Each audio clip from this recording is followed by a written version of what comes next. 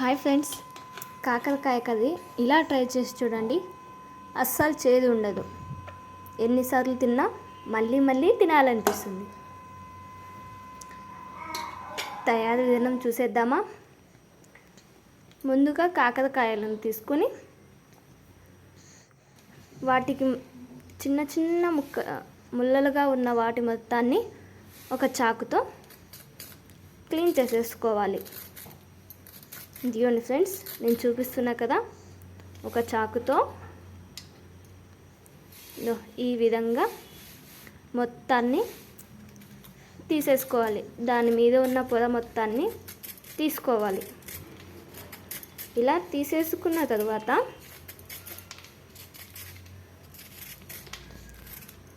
ఇదిగోండి ఫ్రెండ్స్, చూడండి ఎంత క్లీన్గా తీసేసుకున్నానో. మీరు ఇదే విధంగా తీసుకోండి. తర్వాత వీటి మొత్తాన్ని శుభ్రంగా కడిగేసుకోవాలి.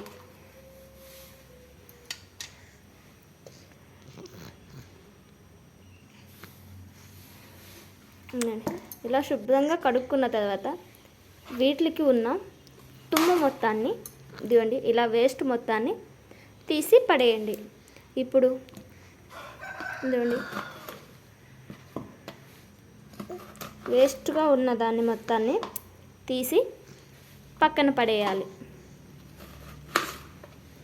ఇలా వేస్ట్ మొత్తాన్ని తీసేసుకున్న తర్వాత వీటిని చిన్న చిన్న ముక్కలుగా కట్ చేసుకోవాలి. ఇదిగోండి ఫ్రెండ్స్, నేను చూపిస్తున్నా కదా, చిన్న చిన్న ముక్కలుగా కట్ చేసుకోవాలి. మరీ పెద్దగా కట్ చేసుకున్నారంటే మనం వంట చేసిన తర్వాత ఆ చేదు కూడా అలాగే ఉంటుంది. మనకు అంత చేదు లేకుండా కాకరకాయ కర్రీని రెడీ చేసుకోవాలంటే చిన్న చిన్న ముక్కలుగానే కట్ చేసుకోవాలి. ఇలా కట్ చేసుకున్న వాటిని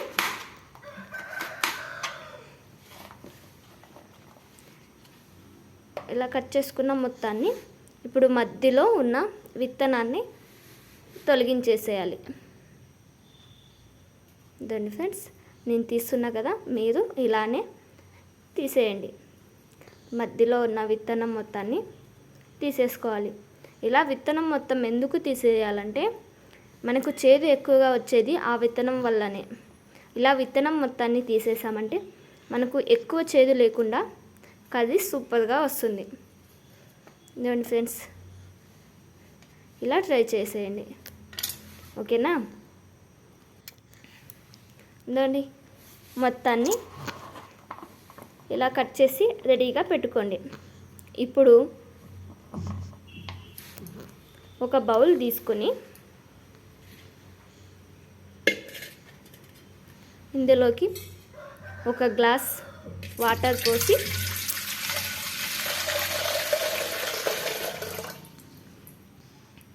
మనం ముందుగా రెడీ చేసి పెట్టుకున్న కాకరకాయ ముక్కల్ని వేసుకోవాలి.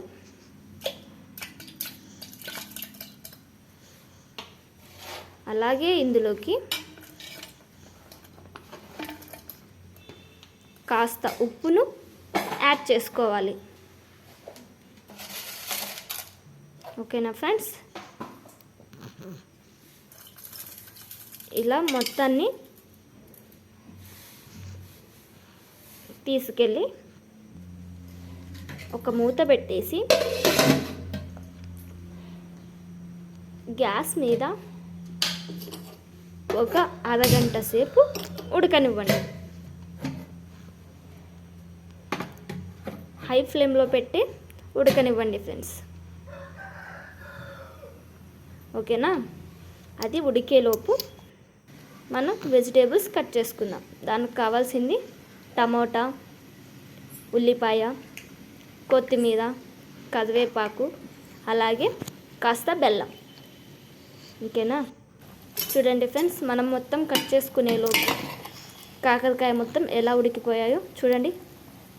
మరీ మెత్తగా కాకుండా మరీ గట్టిగా కాకుండా ఇలా మీడియం ఫ్లేమ్లో ఉడికిన తర్వాత గ్యాస్ని ఆఫ్ చేసేసుకోండి. ఓకేనా? వీటిలను చాలాసేపు అలా వేడి నీటిలో వదిలేయకుండా వాటర్ మొత్తాన్ని వంచేసి కాకరకాయ ముక్కల్ని మొత్తం ఒక బౌల్లో తీసుకోండి ఫ్రెండ్స్. తర్వాత ఒక కడాయి పెట్టి ఇందులోకి 3 టేబుల్ స్పూన్ల ఆయిల్ వేసి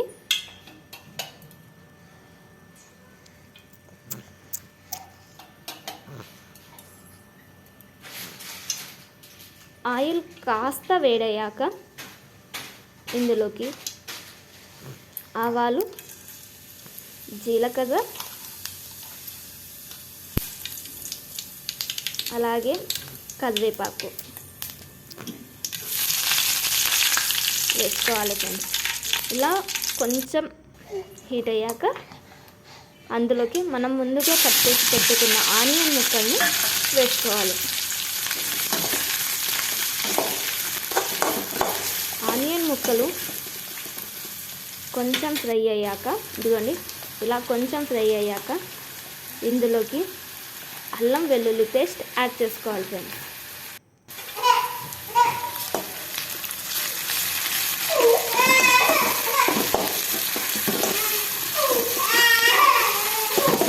ఇలా ఆనియన్లోకి అల్లం వెల్లుల్లి పేస్ట్ వేయడం వల్ల మనకి జింజర్ గార్లిక్ పేస్ట్ స్మెల్ తగ్గిపోతుంది, మనకి టేస్ట్ కూడా బాగా వస్తుంది. అందువల్ల ఆనియన్లోకి జింజర్ గార్లిక్ పేస్ట్ వేసి ఫ్రై చేసుకోవాలి. ఇలా మొత్తం ఫ్రై అయిన తర్వాత ఇందులోకి మనం చిన్నగా కట్ చేసి పెట్టుకున్న టమాటో ముక్కల్ని యాడ్ చేసుకోవాలి. బాగా గుర్తుపెట్టుకోండి ఫ్రెండ్స్, ఆనియన్ ముక్కలు ఫ్రై అయిన తర్వాతే టమాటో ముక్కల్ని వేసుకోవాలి.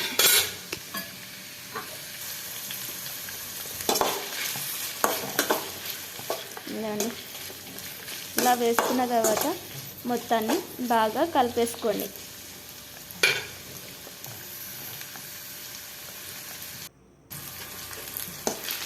దీనికి ఆనియన్ మరియు టమాటో బాగా ఫ్రై అయ్యాయి కదా, ఇప్పుడు ఇందులోకి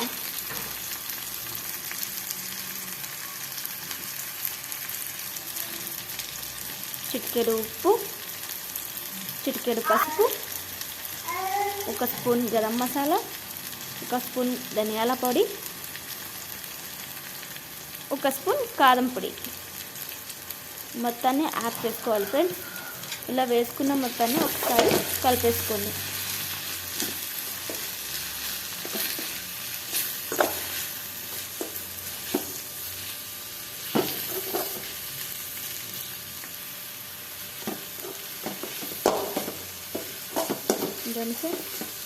మొత్తం కలుపుకున్న తర్వాత ఒక 2 నిమిషాలు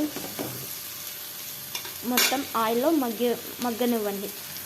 ఇలా మగ్గిన తర్వాత ఇందులోకి తురిమి పెట్టుకున్న కొబ్బరి పొడిని యాడ్ చేసుకోవాలి.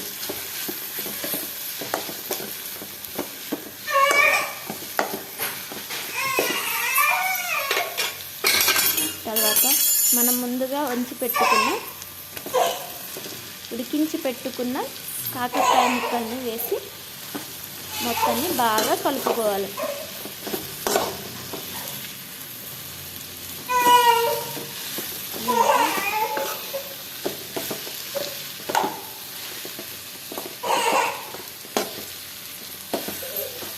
గట్టిగా కలిపేయకుండా మరీ మెత్తగా కలుపుకుంటే మనం ఉడికించి పెట్టుకున్నాం కాబట్టి కాకరకాయలు ఉడికిపోకుండా ఉంటాయి ఫ్రెండ్స్. ఓకేనా, చూడండి ఇలా మొత్తాన్ని కలిపేసుకోవాలి. ఇలా కలుపుకున్న తర్వాత ఇందులోకి 1 స్పూన్ శనగిత్తనాల పొడిని వేసుకోండి ఫ్రెండ్స్. శనగిత్తనాల పొడి, అలాగే టేస్ట్ సరిపడా బెల్లం, ఈ 2 యాడ్ చేసుకోవాలి ఫ్రెండ్స్. మనకు బెల్లం తీపి ఎక్కువ కావాలి చేదు అస్సలు లేకుండా ఉండాలి అనుకునే వాళ్ళు బెల్లం ఎక్కువగా వేసుకోండి. మనకు మరీ తీయగా వద్దు, అలా కొంచెం చేదు ఉండాలి అంటే బెల్లం తగ్గించి వేసుకోండి ఫ్రెండ్స్. ఇందులోకి 1 చుక్క వాటర్ని కూడా వేయకూడదు ఫ్రెండ్స్, మనం బెల్లం వేసాం కాబట్టి అది సరిపోతుంది. ఇదండి ఫ్రెండ్స్, ఇలా కాస్త ఉడుకుతూ ఉండగా ఉడుకుతుంది కదా, ఇలా మరుగుతూ ఉన్నప్పుడు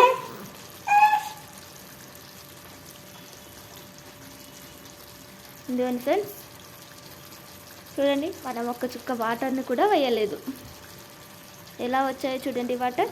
మనం బెల్లం వేసాం కాబట్టి ఆటోమేటిక్గా కర్రీకి సరిపడా వాటర్ రెడీ అయిపోతుంది. ఓకేనా? ఇప్పుడు ఈ మిశ్రమం మొత్తాన్ని ఒక్కసారి కలిపేసుకొని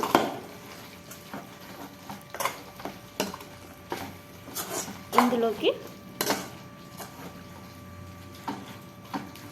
కాస్త కొత్తిమీరని యాడ్ చేసుకోవాలి.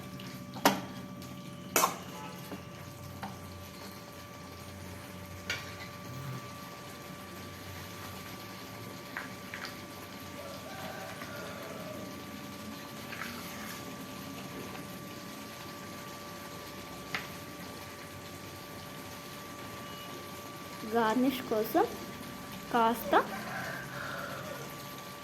కొత్తిమీరను యాడ్ చేసుకోవాలి ఫ్రెండ్స్. ఇలా యాడ్ చేసుకున్న తర్వాత మొత్తాన్ని ఒకసారి కలిపేసుకొని ఒక 2 నిమిషాల పాటు మీడియం ఫ్లేమ్లో ఉడికించుకోండి ఫ్రెండ్స్. ఇదిగోండి ఫ్రెండ్స్, మీడియం ఫ్లేమ్లో ఒక 2 నిమిషాలు ఉడికించుకోండి. చూసారా ఫ్రెండ్స్, కర్రీ ఎంత బాగా రెడీ అయిపోయిందో.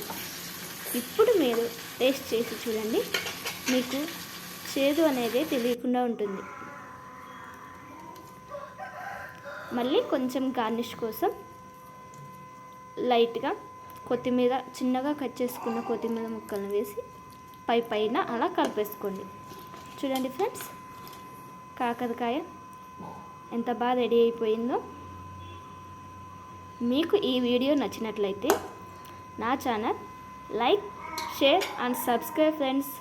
ఇలాంటి మరిన్ని వీడియోస్ కావాలంటే మీ సపోర్ట్ తప్పనిసరిగా ఉండాలి. Okay friends.